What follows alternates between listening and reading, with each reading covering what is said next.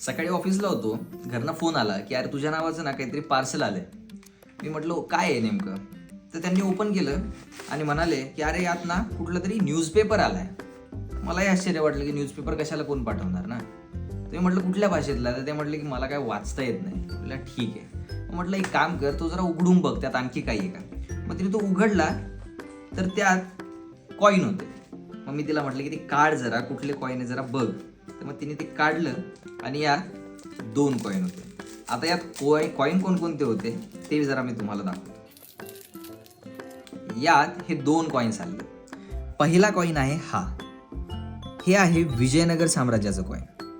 विजयनगर साम्राज्य हे मध्ययुगीन काळातलं एक महत्त्वाचं साम्राज्य असल्याचं आपल्याला माहिती आहे आणि त्यांचे बलाढ्य राज्यकर्त्यांनी खूप काळ सत्ता गाजवली होती.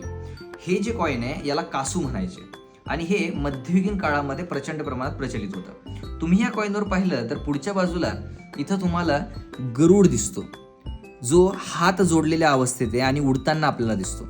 मागच्या बाजूला देवनागरीमध्ये काही लिहिलेलं आहे, जी की आत्ताच्या देवनागरीसारखी नाहीये. यावर श्री प्रताप कृष्ण राय असं लिहिलेलं आहे. थोडक्यात काय तर हे नाणं कृष्णदेवरायाचं आहे, जो की विजयनगरचा एक प्रसिद्ध सम्राट होता. हे झालं एका नाण्याबद्दल. मग दुसरं नाणं कुठलं आहे तर दुसरं नाणं हे बघा अत्यंत छोटं आहे आणि हा सुद्धा हाफ कासू आहे असं आपल्याला म्हणता येईल त्याच्या वजनावरून. आणि हे नाणं या बाजूला जर पाहिलं तर इथे एक सिम्बल आहे, जो की VOC असा आहे. आणि त्या सिम्बलबद्दल माहिती काढली तर लक्षात येतं आपल्याला की हा डचांचा सिम्बल होता आणि डचांनी हे कॉईन दक्षिण भारतामध्ये मिंट केलं होतं, टंकित केलं होतं.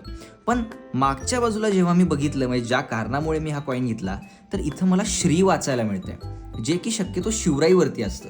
आणि मी सुद्धा शॉक झालो की असं का नाणं असेल. म्हणजे एका बाजूला इथं तुम्हाला VOC जो की डचांचा सिम्बॉल आहे तो दिसतोय आणि दुसऱ्या बाजूला मात्र शिवराईवरती जसा श्री येतो, कदाचित मागच्या बाजूला श्री राजा शिव असं सुद्धा लिहिलेलं असू शकतं. ती शक्यता नाकारता येत नाही, कारण असे काही कॉईन्स मिळालेले आहेत. दक्षिण भागामध्ये ऑलरेडी मराठ्यांची सत्ता असल्याचं आपल्याला माहिती आहे, पण डचांचं सुद्धा तिथं वर्चस्व काही प्रमाणात का होईना ते होतं.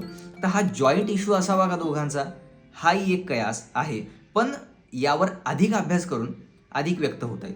ही 2 कॉईन्स आज मला भारताच्या या दक्षिण भागातून आलेत, जे की अत्यंत सुंदर आहेत आणि त्यांच्यावरचं डिपिक्शन सुद्धा मला खूपच आवडलं. आज ही नाणी आली म्हणून म्हटलं सहज तुमच्यासोबत शेअर करावी. थँक्यू.